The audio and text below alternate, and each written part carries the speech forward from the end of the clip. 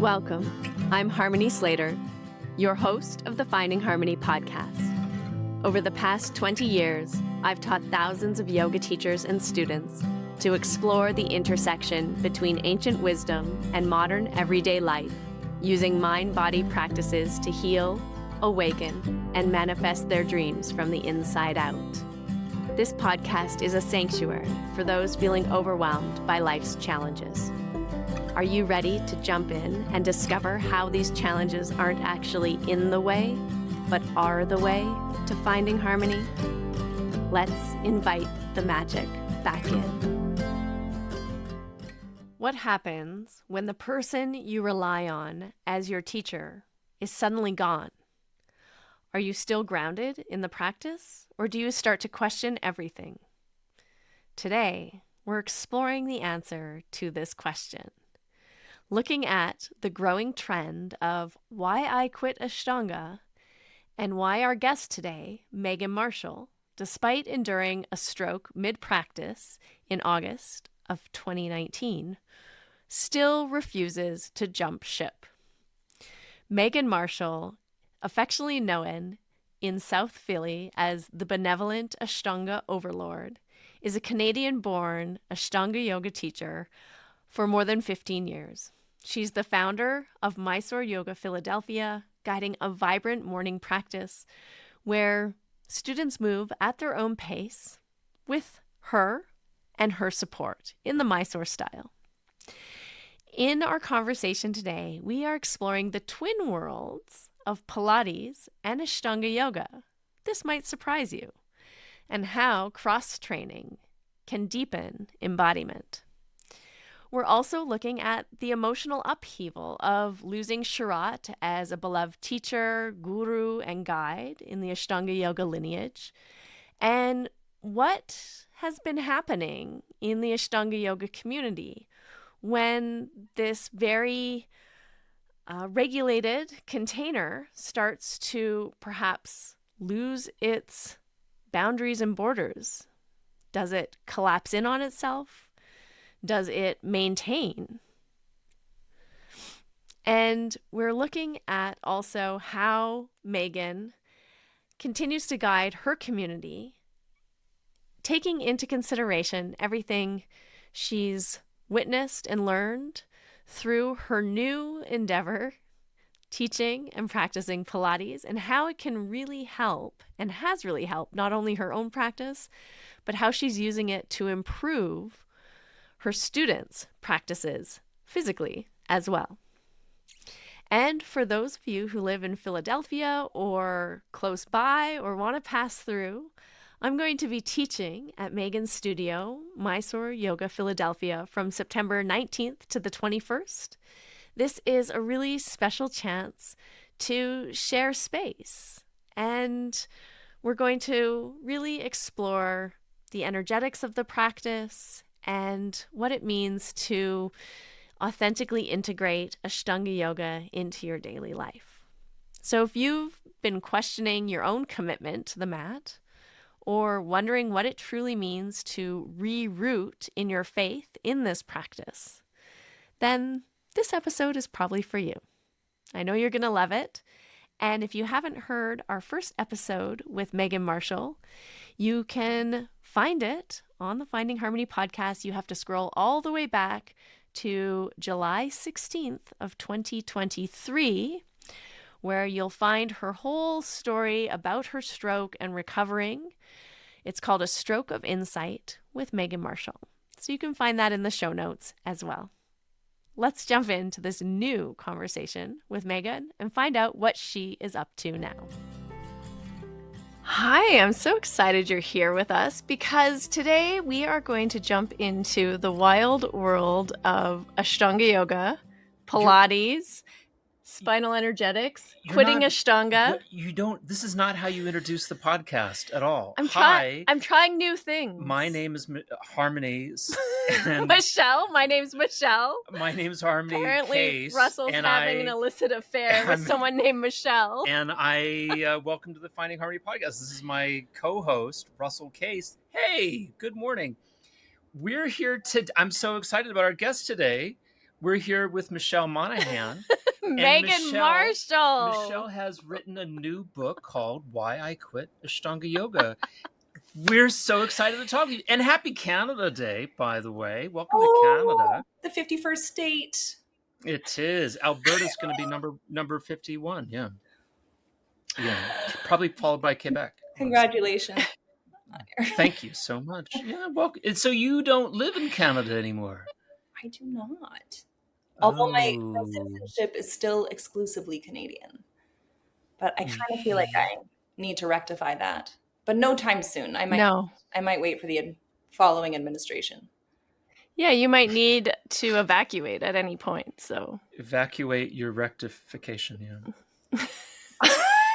You'll Korea? You will always have a home here in Canada with us, Meghan. Okay, I'm going to introduce our guest properly. I made an introduction. No, you didn't. Yeah, sure I did. No, because we are chatting with Meghan Marshall, who is an incredible Ashtanga yoga teacher. Hi, Michelle. Owner of Mysore Yoga Philadelphia, and a beautiful practitioner as well, an advanced yoga practitioner and a Pilates teacher. What happened there? You quit Ashtanga yoga to do Pilates? I have maintained both practices. I'm a bi practitioner. A bi practitioner. Ooh. Bi curious. I'm a bi practitioner. I like that. I like it. It's good. That might be my new tagline. Okay. Well, we've already done a previous podcast with you. So if listeners are interested in your story and how you, I don't know, received the gift of a stroke doing Mayurasana. Great story. That's when you became Michelle for me. It truly is that day. No. It was after Pincha. Yeah, Pincha Mayurasana. Pincha Mayurasana is notorious for causing strokes in Ashtanga yoga practitioners. Right. And but that is should be a reason. Podcast number 200. Yeah, but it is also why you should. Were we podcast number 200? I don't know. I think we don't know. Came in under 200.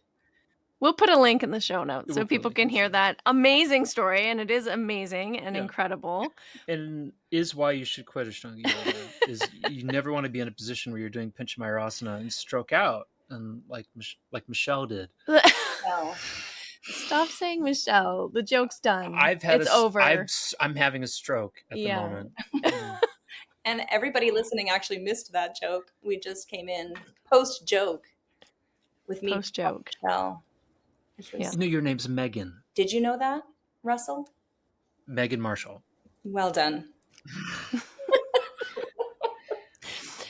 So you would think, though, I mean, after having a stroke in the middle of your practice and having to be rushed by emergency friend to the hospital, you might think twice about practicing Ashtanga yoga. Did it ever cross your mind? Yeah. And everyone was like, you can't go back. But I mean, it was just I just happened to be doing Ashtanga at that time. I think it would have happened sooner or later. It was a congenital heart defect that was just waiting a moment. Yeah. So we never know these things, right? Yeah. Anyway, I did not attribute the stroke to my Ashtanga practice. Well, why do you think all these people are quitting Ashtanga yoga then? Well, I haven't actually read the posts on why people are quitting. I have read the responses to, now there's the why I haven't quit, and I've read all of them. Oh, have you read those? Okay, have you seen those? You know what? I try to stay away from the drama.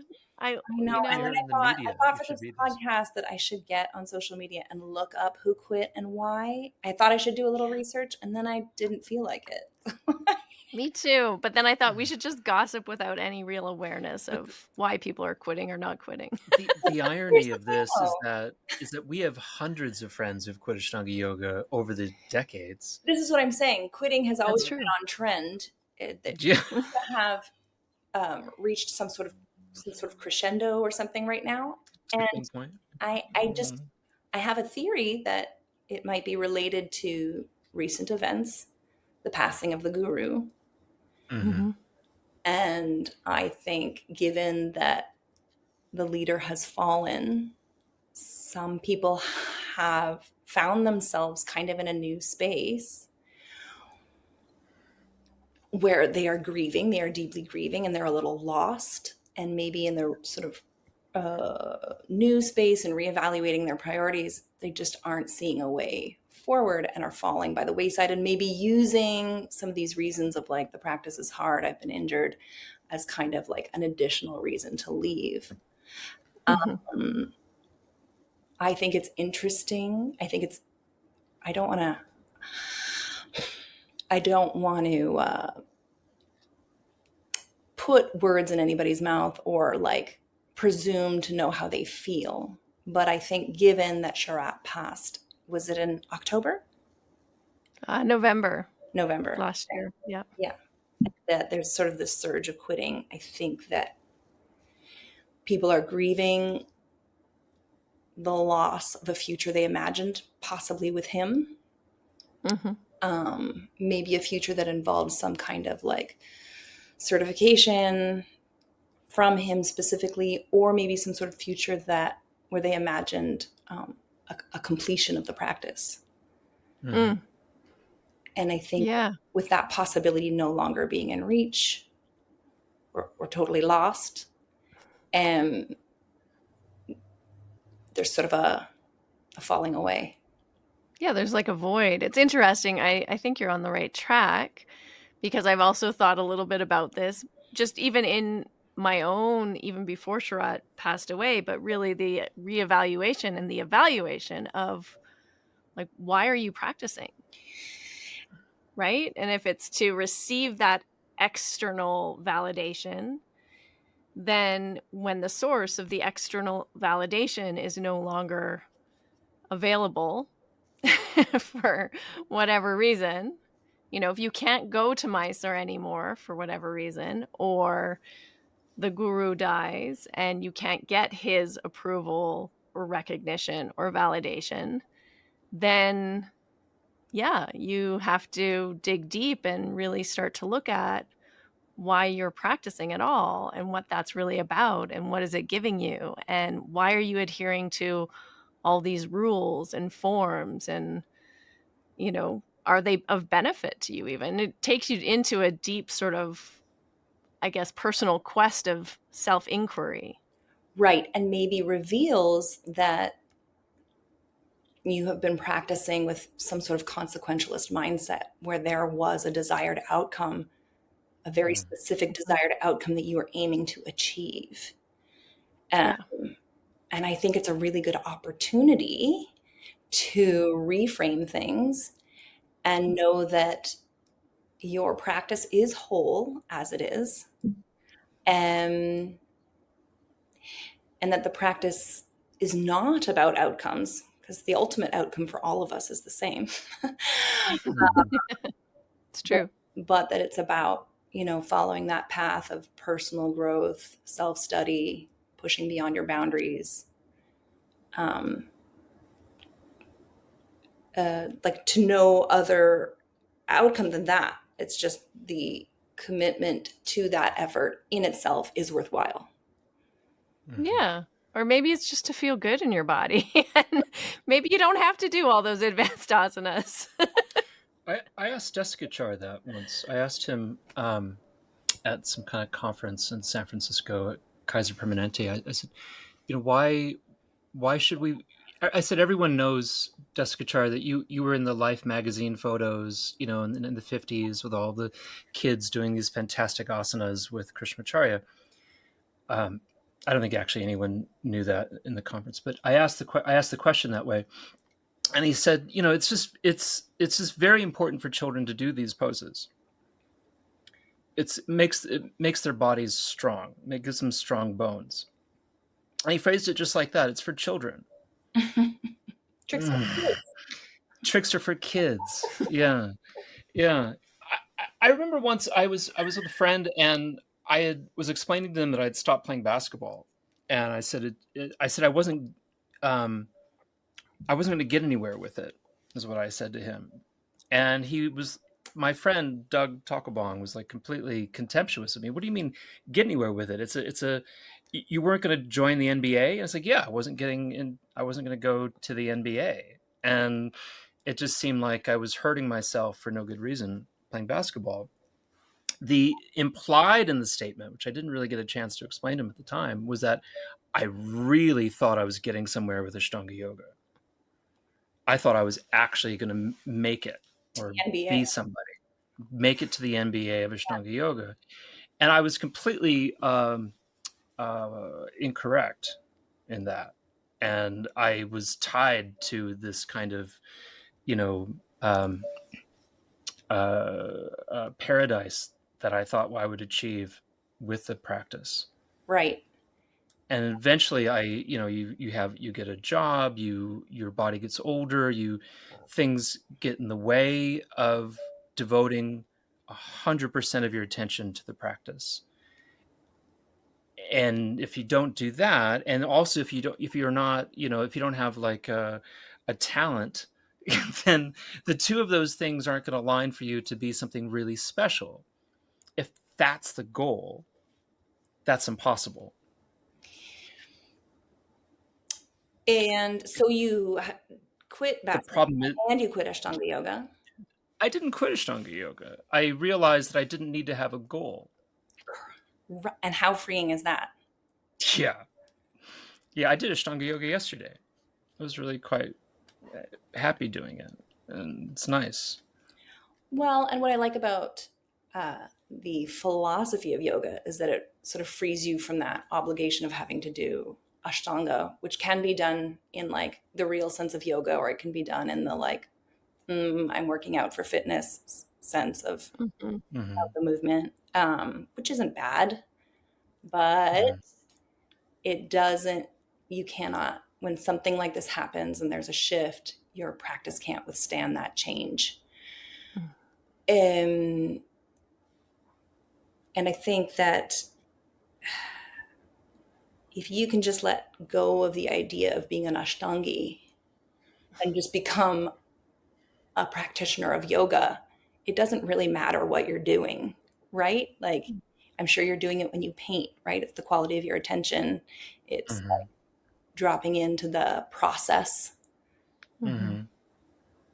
And I think Yeah. in that sense, you're doing Ashtanga when you're painting, or you're doing Ashtanga when you're, Mm-hmm. you know, Golfing.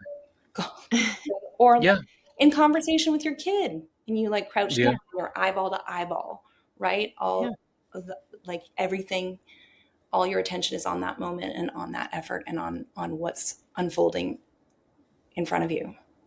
Mm-hmm. I think that's like a real place that people have gotten confused, especially in this community, this asana community, is they start attaching yoga and Ashtanga yoga to a particular sequence of asanas Mhm. and then progressing in that sequence of asanas. And so then if you're not, progressing, what are you? Or if you're not sustaining, what are you? Or if you can't do an hour and a half of exercise, what are you? But the irony is as you're pointing out, it's really about the quality of attention and all these other things of how it's being integrated into your life and how you're able to focus your mind, not the hour and a half of exercising. Right.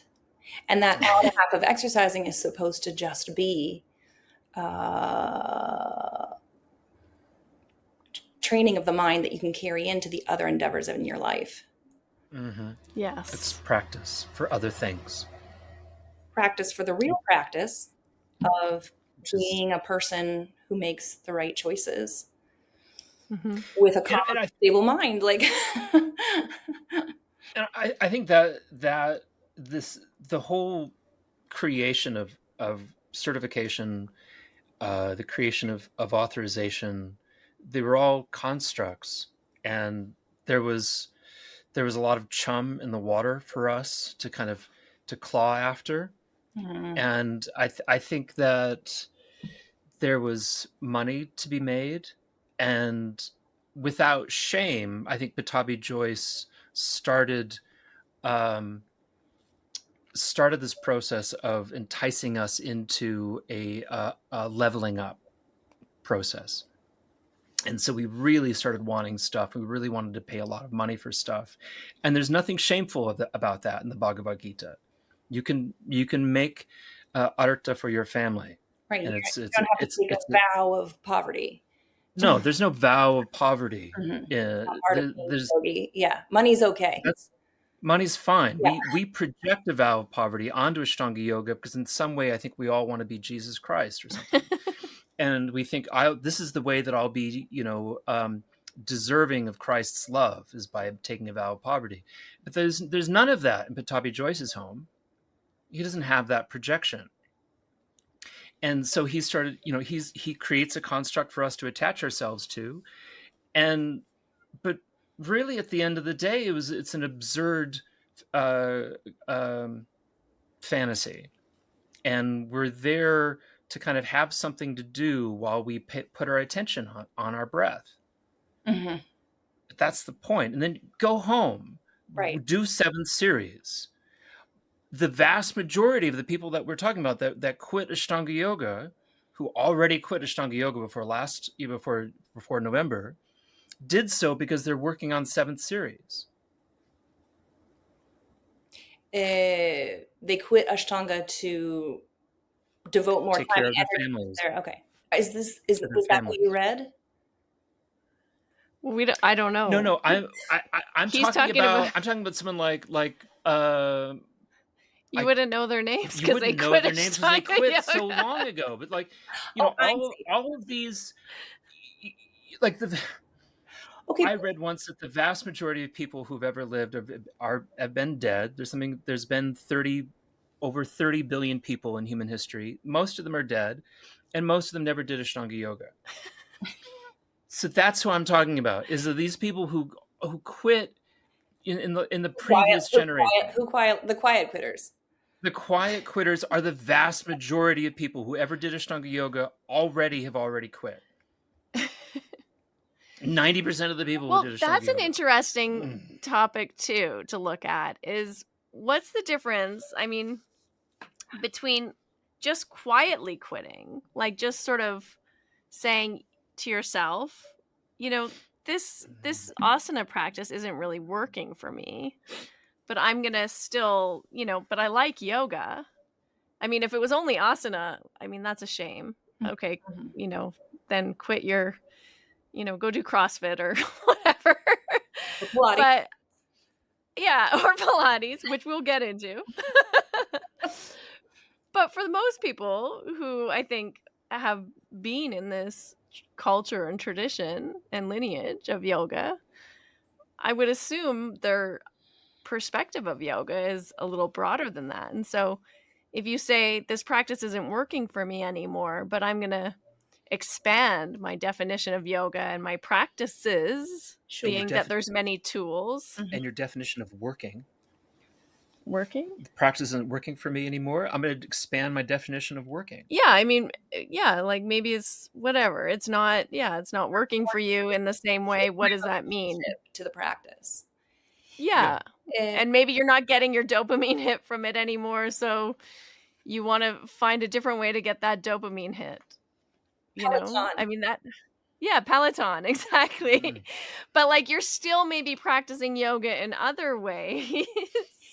Potentially. I mean, they're all interesting questions. And this question around quiet quitting versus the big announcement. Well, I think the announcement comes when you've attached who you are to this idea that you do Ashtanga. Yeah. Mm-hmm. And that is a central part of your identity and how you, introduce yourself and, your handle on Instagram. I was like, how can Meghan Marshall Mysore teach Pilates? And then, I had a little moment of like, and then I was like, who cares? Meghan Marshall Mysore can do whatever she wants. She can. Yeah, exactly. And I think that's so true. Like your identity gets wrapped up and we get so attached to this. And the whole then point feels like it requires some kind of explanation to the world. Right. Yeah. But to me, then you have to question if you're really actually understanding yoga in the first place, which is to help you see that actually there is no you there.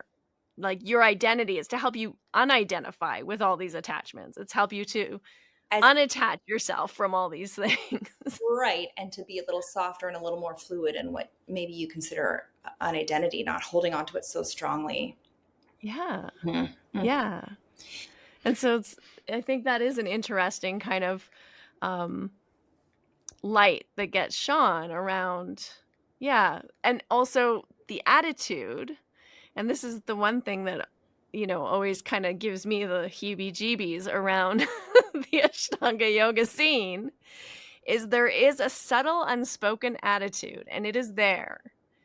And you can write in and get into arguments with me. I don't care. I will argue for this opinion till the end of the day. There is a very subtle, subversive, unspoken attitude when you are an Ashtanga yoga practitioner and you're doing it.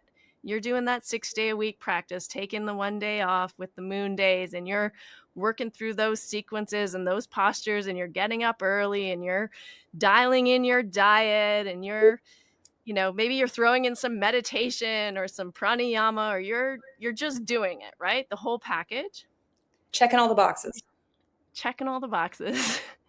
There's something in you that feels like you're better than everyone else. Mm-hmm. Yeah. 1,000%. Yeah. And that's where the real rub comes. When those boxes stop being able to be checked, because you start going, oh shit. Yeah. Now, and now that worthiness wound and that sense of like, oh, but I was good enough because I was doing all of these things, and I was better than all these other people who aren't doing all these things. Mm. And it's also where the Ashtanga police come in, because they're also there to tell you when you're slightly deviating from orthodoxy, which makes them better than you. And the whole population is rife with Ashtanga police. Everyone's sitting telling you, are you really orthodox enough? And it becomes, like some kind of twisted cult nunnery. Well, so then it's interesting, right? Like that's an interesting predicament. You feel safe and you feel held because there's these rules and you weren't able to observe them, but somebody upheld them for you. And it just kind of reinforces this idea of like, checking boxes for moral superiority. Mm-hmm. Anyway. So then maybe you feel like I need to make a public announcement like, hey, I'm not good enough anymore. I quit. Yeah. And fuck you. I'm out of here. On the way out, slam the door on the way out. Yeah, I don't know what is after you have posted about quitting Ashtanga yoga, what is the follow-up plan? What are you posting about then? Or do you just cease to post? Well, Magnolia posts about Ayurveda. That's what she does. Oh, sure. Great. See, but she is a quiet quitter. But she also she slammed the door. A loud quitter. She slammed the door. Yeah. Yeah, I know. But before Sharat. Before Sharat. Good for her. It was that's morally superior. People were shed during the Me Too era. Yeah. Yeah, they were. A lot of people. Yeah. And I think then it was a little bit different, right? Not really, though, because at its heart, it's the same thing. The guru has fallen. Yeah. The esteemed guru has fallen, right? And then you're like, wait a minute. This was the reason I was here. And now I can't do this anymore. Yeah. So that's such a beautifully illustrated point, is that if you were only here for validation from Pattabhi Jois, what kind of practice were you doing? You were doing a gratification practice. That's it. Yeah, or a practice for some sort of external force. Validation. Yeah. Yeah. I mean, get validation from Pattabhi Jois at that point, but maybe practicing in his memory or, But then it's interesting because I think both of these sort of circumstances and what you're saying is they're presenting a crisis of identity and a crisis of even looking at what am I aligned with? Your What's North what's Star. true for me? What is the North Star of your practice? Yeah. Is it a And even like who you are. right, right? And is your practice about a dude in India, well-meaning and great as they may or may not be, or is it about you and your relationship to yourself? Yes. Yeah. And then we kind of can get into kind of some murky areas there where if you're if Russell, American Canadian refugee, In that order. in that order, American Canadian refugee living in Canada, is doing some kind of insight practice and then wants to teach it. It's like, well, why do you get to teach an insight practice, and under what credential do you serve, and where do you get your authority to serve? You're Caucasian. What the fuck do you know about anything having to do with the mind and its attention to the spirit? He's like, these things suddenly it, the credential becomes really kind of a hot topic at that point, and kind of there's some pitfalls there. Because of your dual citizenship. There's some Exactly, because of my dual citizenship, but it's also, but mostly because my dual citizenship has everything to do with my ethnicity, and But so this comes down to like, is yoga, yes, it has cultural origins, but do you need to be culturally competent as an Indian to teach the contents of the Yoga Sutra?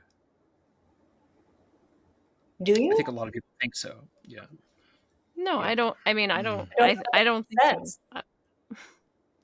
Yeah, because it's saying that you. I mean, that's saying that. I mean, do you have to be Italian to cook Italian food? You should be. Right. Do And you have to be Chinese to Teach. teach Buddhism Yeah. or karate. or karate? A Japanese. Japanese Oh to yeah. teach karate. Big. Right. Right. And That makes sense. it becomes problematic if you don't have a center that you went and got a certificate from, or the center where you got your certificate from has been completely debased by the actions of its guru and the death of the lineage holder. Then you're in a lot of trouble. You're now in a lot of trouble with your branding as a teacher. But isn't that only if you have based your branding on that structure? If your branding has come from who you are and your connection to your authentic self, and this is a practice that's worked for me and I want to share it with you, if that's your branding, Yeah. then it's not based on India or Mysore or It's about being a human being, and that's yeah. absolutely where we should be sitting. It's absurd to think that an American Canadian can't be in touch with mindfulness. It's an absurd, ridiculous premise. Right. It is where we should be. It's just that, why are people quitting Ashtanga yoga?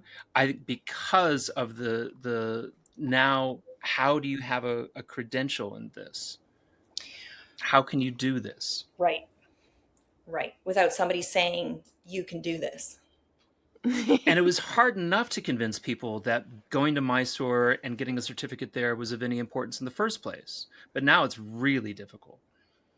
Can I just say this is so interesting because I'm currently reading Caged Lion by John Howard Steele. And it Mhm. is about the life of Joseph Pilates. Huh. And so Joe started this movement practice that involves coordinating breath and movement and is about using the powers of the mind to control the body. Sounds familiar, right? And, originally Pilates was called, Joseph Pilates called Pilates contrology because it was about control of the Mhm. mind. And That's so interesting. isn't that so interesting? There's just a lot of parallels. And through the commercialization, it's come to look like something else. Kind of what's happened a little bit with with yoga and its Mm-hmm. commercialization. It looks like Lululemon, and Pilates looks like socks with sticky pads, but it actually Mm-hmm. origins in this kind of mindful practice. Where was I going with this? Oh, yes. So I've been reading on times 2 audiobooking this book. I really wanted to finish before this interview, but I took my kids to see How to Train Your Dragon last night instead of finishing the book. So we're all on a cliffhanger here, but I'm at the point in the book where Joseph Pilates died in the late 60s. And there was a group of New Yorkers who were just very dependent on this movement practice as a way of life and suddenly had no guru. And as a community, they had to figure out what to do. And so I'm reading this, and I'm like, oh my God, this is us. This is where we're at. And we can look to the history of Pilates to maybe figure out what to do or what not to do. And there were quite a few decades of ups and downs, and clearly it's leveled off. And Pilates is just like super hot right now. So I think there's a lot to learn from what they did. And I will say, and I haven't finished the book, so I can't really say conclusively, but with his wife, Clara, his widowed wife, they kind of formed this committee of people, which involved investors and rich patrons. Mm-hmm. They kept the space going. They invited in a guest teacher, a female guest teacher sort of took over, Ramana in New York. So she took over. She was an ex-ballet dancer. And she came with ballet dancer students and was able to sort of take over Joe's load. And she was charismatic and aloof, as all good cult leaders are. Yeah, that's and, good. and touted the line that she taught the one true Pilates. And people bought into it. And she went on to teach for years. So I think she taught for a decade. In Joe Pilates' space, which was like somewhere in Manhattan, like 56th Street or something. And they had that space, Clara and Joseph and Ramana, for like over 40 years. It was wild. But the practitioners started, as there was sort of this rise of like aerobics culture, they started losing people, and their crowd got smaller and smaller. So this is like in the 80s. Yeah. But what saved them is they decentralized. Mm-hmm. Okay, we're not just going to teach in New York, the home headquarters. Yeah. Started becoming huge on the West Coast and in LA. They found other charismatic leaders that they kind of distributed across the country, and they allowed the tradition to soften, and they allowed these new leaders to evolve the practice as they saw fit in their own studios. Mm-hmm. And I was like, okay, yep. Yeah. So what's your takeaway from that to Ashtanga yoga? What's the model? I think if we're going to follow the Pilates model, in order to continue bringing Ashtanga to as many people as possible, because we believe it is a helpful tool, we have to soften our grip on tradition. We have to allow the practice to maybe evolve as we gain new insights on the human body and the nervous system. And allow the teachers to keep the general structure of the tradition, but to not shame them for maybe introducing additional movements. Yeah, I love that. I love it. Okay. Now tell us, from this wisdom that you've gained, what was it that drew you into Pilates? Because you were a very hardcore Ashtanga yoga practitioner and teacher. I mean, you still are, but I know there was like a little bit of a feeling of I don't know, what would you call it? Like, did you feel like you were betraying your Ashtanga yoga self? Yes, I put a jump back and jump through workshop on the calendar, and I advertised for it. And then I started filming myself doing jump backs and jump throughs, and I was like, they are really bad. Meghan, you can't actually, I was really honest with myself. I was like, I can't actually fucking do it. Which is fine, because I did call the workshop Blocks and Socks. a jump through and jump back workshop for cheats and liars. Oh, Amazing. The inability to do it was kind of already built into the marketing. But I did have Perfect. kind of this moment of like, why can't I do this? I have been practicing since 2000. It was like 2023 at this point. How is it that several decades later I can't do it? And there was a decade in there where I was pregnant the whole time and recovering from C-sections. So I kind of like leaned on that for a while, but I was like, enough now. I can't use I can't use my diastasis and my scar tissue as an excuse forever. Mm-hmm. So at the time, I had been introduced to Sue McCarroll, who is the owner of Opal Wellness in Haddonfield, which is around the corner from my house. And I just called her up and I was like, I have something I want to show you and I need your help with it. I just had a feeling. So I got Nice. on her floor in this Pilates studio and I was like, this is what I'm trying to do. And it took her 2 seconds. She was like, you are over muscling through your arms and your legs and your hip flexors and your abs are completely offline. And within a few sessions of Pilates, I was doing jump backs and jump throughs. And it was just, Wow. I just wasn't tuned in to that very core strength. Wow. And I wasn't aware, and I hadn't had anybody with the right eyes to look at me and say, you're overcompensating with all the other parts of your body and you're completely bypassing the root of your body where everything else plugs in.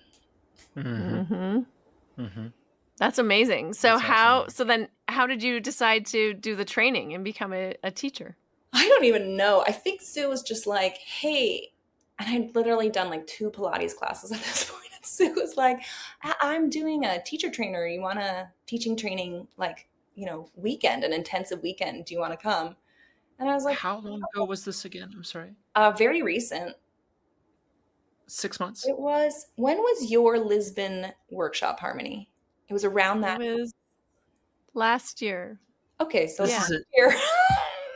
last year? Yeah, it's been about a year? a year and a little bit. You should be doing this 10 years before you think about teaching. Isn't that the rule? Well, That's what we say in the Ashtanga yoga. Here is the other thing that I really, really enjoy in the Pilates world is the transparency of like certification and all that kind of stuff. There's a rubric. There's things you need to know. You get the list. Here's what you need to know. You study it. You come in, you demonstrate it, you practice. And it's very clear cut and it doesn't require sucking up to anybody. It doesn't require unknown years of commitment. X years. It doesn't require any kind of like fraternizing or I don't know. It's very clear cut. It's a rubric. Yeah, I appreciated that when I did my spinal energetics training and certification as well. There's no guessing.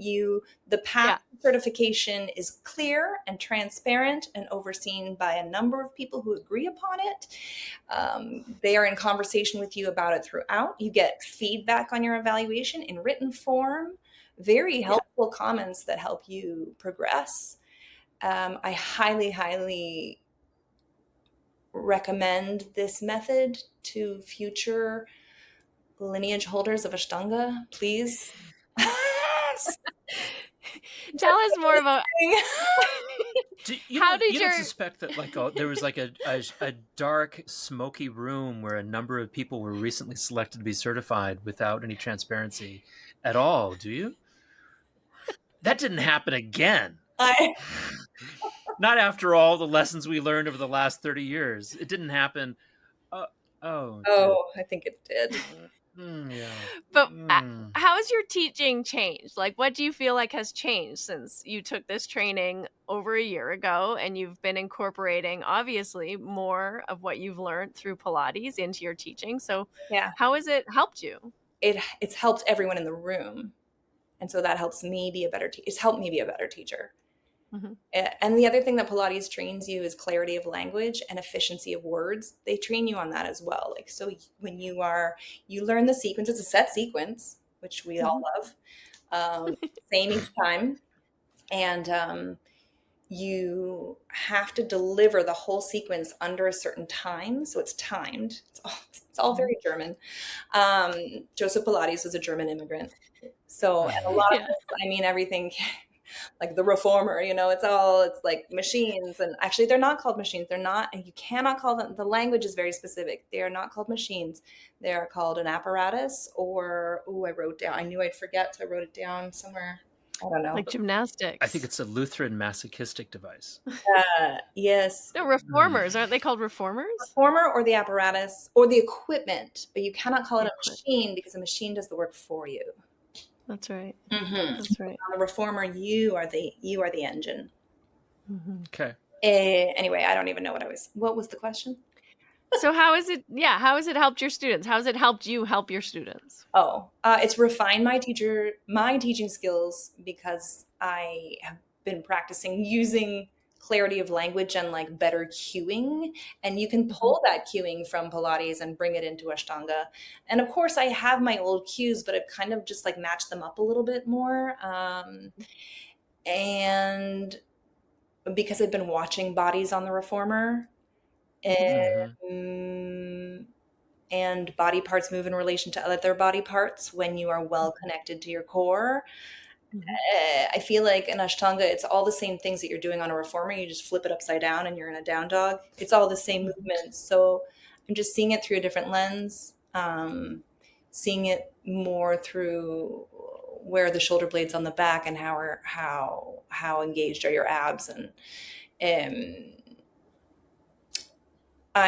I'm just able to help them troubleshoot. Like they're like, why can't I get this? And then we can kind of get to the root of things like the jump throughs and the jump backs, or a lot of like people wanting to try to do handstands and just lacking the awareness of where their rib cage is in relation to their pelvis. That's basically all Pilates is where is your rib cage? Yeah, it's so interesting. I love that you're saying this because I've been taking these yoga classes at a studio here in the city. Not Ashtanga. Okay. Not whatsoever. Not Ashtanga sequence.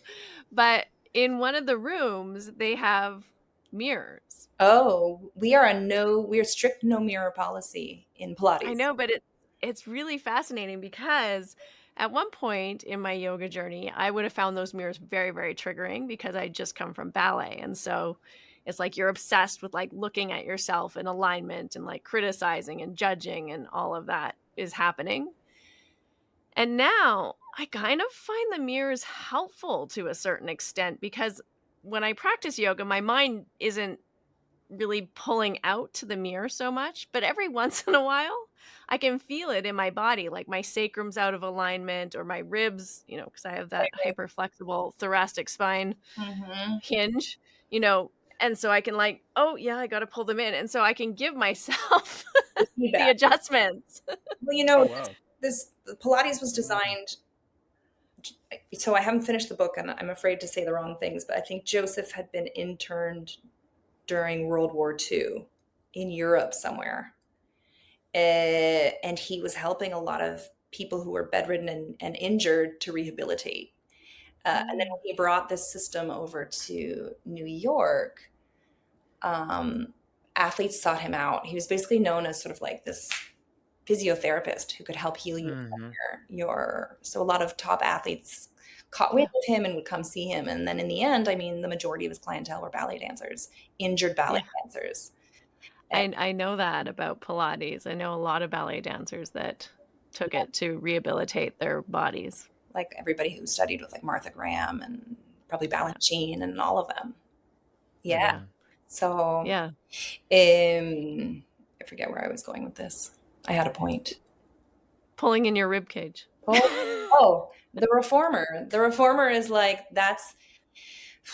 so it creates a closed chain system, right? Your feet are on a bar, your shoulders are being pressed down upon, and you're basically on this sliding carriage that is being pulled together by springs. So you're in a vise.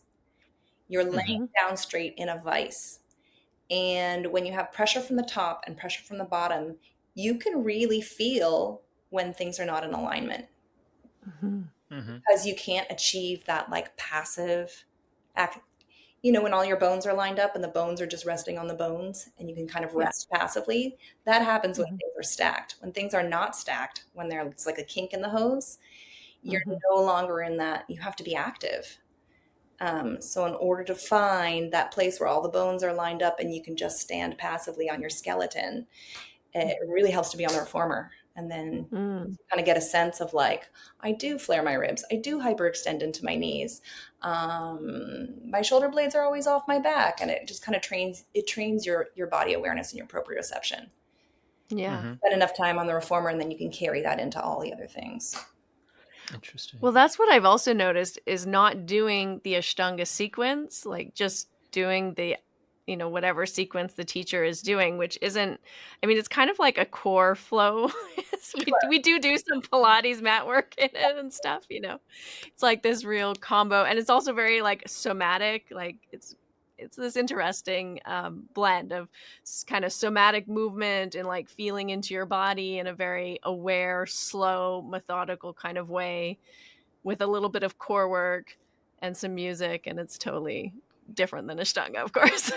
But not following the sequence has also helped me become aware of areas in my body where I would fall into patterns. Correct.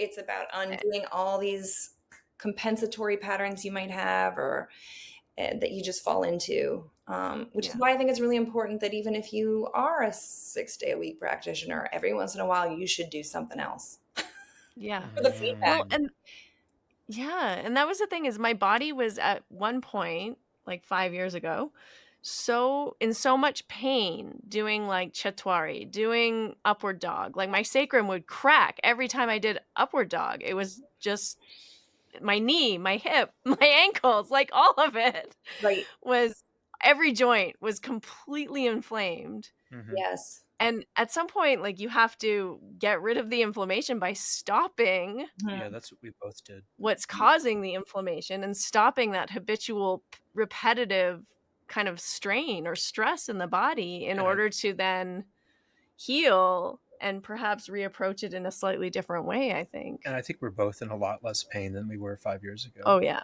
Yeah, Mhm. Yeah. and now kind of re-exploring uh, yoga-based exercise. And Well, I think that's where something like Pilates could come in handy, right? Mhm. Because it can give you some movement and some tools to help you adjust yourself. it's basically just a functional movement workout. Everything Yeah. you do in Pilates relates to something you do in everyday movement. Um, it's a functional movement workout, basically. I shouldn't Mm-hmm. even say workout. I'm supposed to, the language is very specific. It's a system. It's a system. And Functional-based system. what's that? Functional-based system. System based on functional movement. Okay.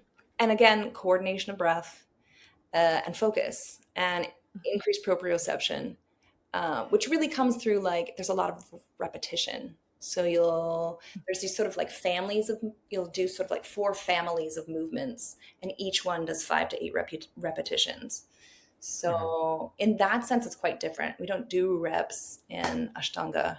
Mhm. You do Mm-hmm.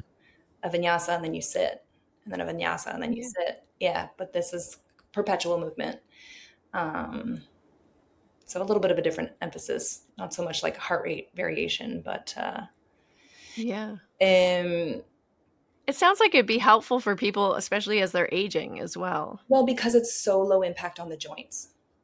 Yeah. Mm-hmm. So great if you are having joint issues because you can access everything you do in Pilates. Mm-hmm. Mm-hmm. Yep. So it's minimally destructive to the joints, maximally integral to the core. Mm-hmm. Yeah, and Joseph's line, much like Patabi, he's got his little taglines, but his whole thing was that you would end with a sense of uplift, and you Mm. and you would leave standing taller.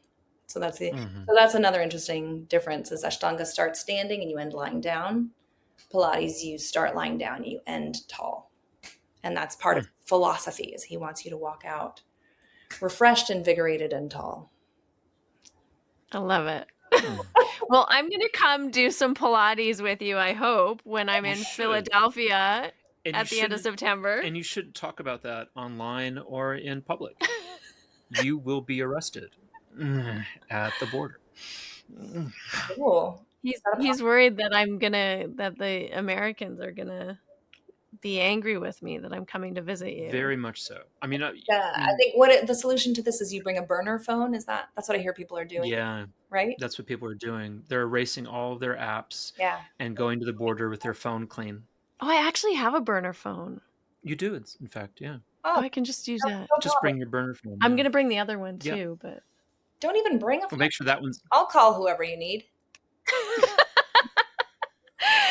But I cannot wait to come because we're gonna coming? September 19th. September 19th. That's coming up. Yeah, very soon. Yeah, it's coming up. Very soon. Yeah, coming up. 20 and 21st. I told everybody at the studio, I said, I gotta go because I'm gonna go set up for this podcast I'm recording with Harmony. And they told me to tell you, they wanted you to really know how excited they are that you're coming.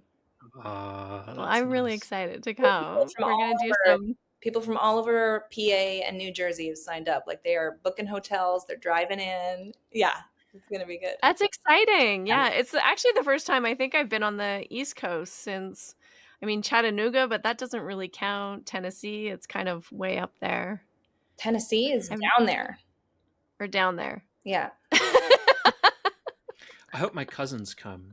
I hope they come to the workshop. But not not east. It's like, I'm teasing. There are a couple of thugs, and they'll never come to a yoga workshop. But maybe one of their daughters would.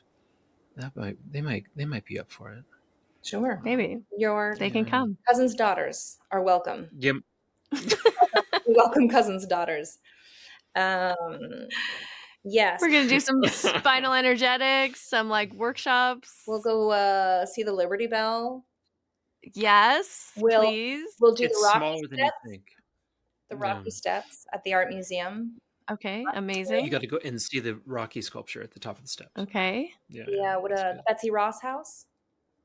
Okay. Betsy Ross. She sewed the first American flag. Wow. I don't know anything about her, but sounds nice. Her house. She's a feminist model of behavior. Yeah. And practice Ashtanga yoga and Pilates. That's right. It's going to be great. But maybe not at the same time. You might end up doing it at the same time. You can do it at the same time. There is such a thing as yoga lattes. Yes. But I don't. Have you ever taken that? Have you ever taught them? People who teach traditional Pilates smack talk yoga lattes so hard. The shaming, which I'm also familiar with. It all feels so familiar. So I can't. I'm going to lose my membership to traditional. Classical Pilates will kick me out. Yeah, see these little identities. These little identities are in every subculture. Everything Ashtanga is going through is happening in all the other movement modalities. Yeah, microcosms of human behavior. It's true. And it's true. To be fair, it is. We did just go through a wildly expansive epoch in Ashtanga yoga, where it just seemed like there was tens of thousands, if not a million, more people doing Ashtanga yoga than in 2007, and it just seemed like it kind of really ballooned, and maybe we're just kind of coming back to normal. What's normal? Normal is like about 200 people. I don't think so. That's how when we came up, it was about 200 people. But I really don't think that many people are quitting, to be honest. I feel like there's more people who are doing the practice, but shifting it in a way to blend it with other modalities or make it work for them. Like you have done with the Pilates, Other people have done the thing where they're teaching mid-morning or just not 6 days a week. Lots of people do it online. Like it is. Exactly. Some people are making Black Lotus sequences. Right. Yeah. Some people are. Some people are focusing on handstands and functional movement. Right. But, like, also they're still sort of in the I don't know, they're just, like, figuring out how yoga works for them, and isn't that sort of what we're supposed to do? Yeah. I think of it as Ashtanga adjacent. Yeah. People are Ashtanga adjacent, and Like inviting other styles of movement, complementary styles of movement, movements that make Ashtanga more enjoyable, Mhm. like yeah, gaining letting shoulder girdle stability really makes the chaturanga a lot less, arduous. yeah. Mhm. Yeah, and finding maybe, like, less rigidity in the rules. Right. And I think if you can do that, kind of release some of the rigidity, release some of the it has to be this way or, And we have to like invite a little bit of creativity and play into the practice. Yeah. Mhm. yeah. And I think you have a recipe for lifelong practice, whatever it might look like. And maybe the sequence doesn't work for you anymore. And that's kind of okay. I don't know. Are you not an Ashtanga yoga practitioner then? Maybe But see, not. that's the It could thing. be something else Yeah. and I think not most of one thing that gets overlooked is that if you look at John Scott's charts for Ashtanga yoga and you look at the old videos of Chuck and Tim and Eddie doing Ashtanga yoga, they were doing all sorts of things that Sharat had contempt for. For example, doing prasarita, doing the splits during your prasaritas. Yeah. That was something that Chuck Tim Miller, loved to do. right? Oh, Chuck Miller, yeah. and they all loved double dipping in the chaturangas, which Sharat thought these people are idiots. They're not doing it correctly. Handstands, like Handstands Navasana. in every asana. Every asana. I was in the 90s when I was doing Ashtanga yoga. Every vinyasa was an opportunity to go full into a handstand. It came down. I learned that from David. And I think that kind of creativity was something that Batabi Joyce was enjoyed. Right. He like, yeah, try harder, do more, do more, yeah, do more. And then Shrat was just so angry about it all the time. He just wanted to tighten everything down into something that he could control. Mm-hmm. And there wasn't creativity, and it was so obvious that the North Americans were bringing all of their creativity and all of their Iyengar practice, all of their Shivananda practice. They're bringing all of it into the room, and Patabi Joyce is like, yeah, this is very good. You're trying very hard. Sure. Maybe we're going back to that then. Maybe we're going back to yoga as creative You try, personal and expression. we're all trying less hard. Everyone's going to try less hard and going to be better at it. I accidentally ended up on a senior citizens hiking trip. I showed up at this trailhead, and there were a group of octogenarians in hunting vests. Amazing. Yeah. And I was like, what's going on here? And they're like, we're going on a hike. We got an extra vest. You want to come? And I was like, I do. And then we all got in a van and drove into the middle of the wilderness. And I was with my friend Tara, and we were joking that this was like the last van ride we were ever going to take.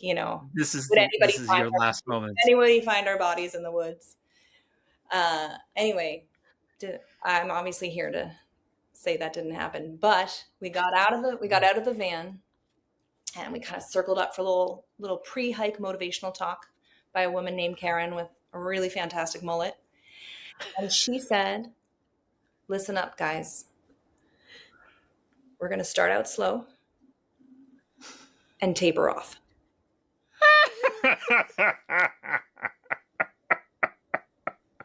And I thought, yes, we're going to start out slow and taper off. And I bring that up to every single practice, and it's great. Yep. I love that. That's the name of this practice. I think we've nailed it. Thank you very much. Start off slow and taper off. Taper Megan, off. I think we can put a bow on that. Right. Thank you so much.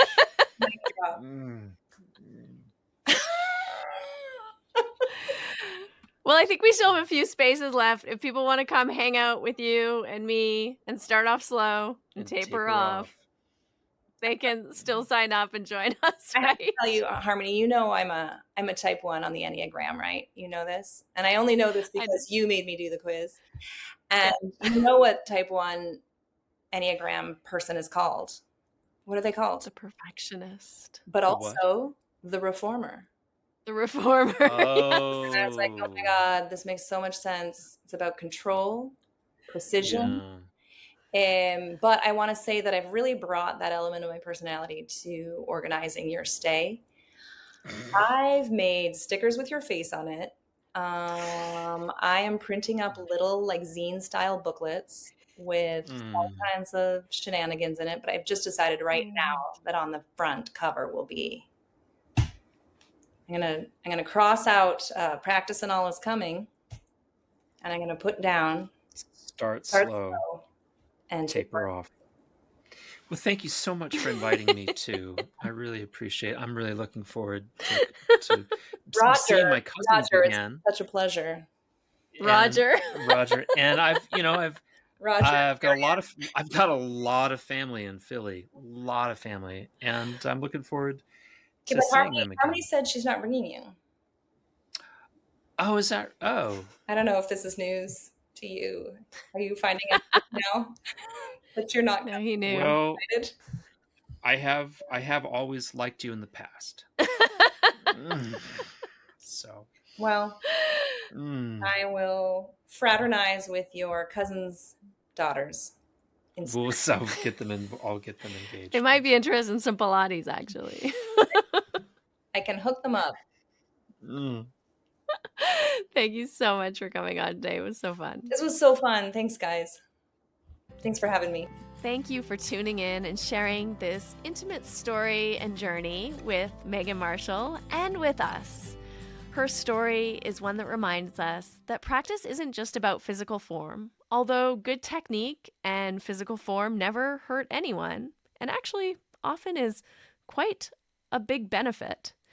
But also that inner resilience and having the courage to listen to your own voice and to really step into listening to your own authority and inner guidance and reclaiming your power in your practice is a really important place to be within yourself and within your community.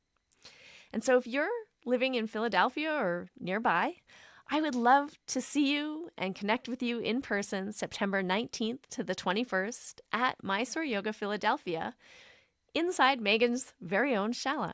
We're going to explore breath, alignment, embodiment, and be in this beautiful space designed for personal discovery. You can find all the details in the show notes. And until then, just remember, when your source of inspiration falls away, your practice, your moment by moment, breath by breath commitment to yourself, to being with yourself, can be the foundation you build everything else on.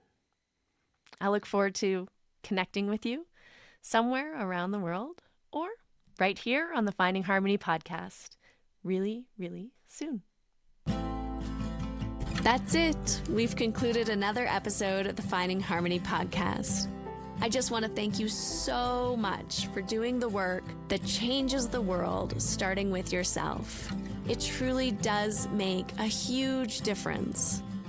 Please make sure you have your automatic downloads turned on wherever you listen so you don't miss any of the upcoming episodes. I have so much more magic I can't wait to share with you.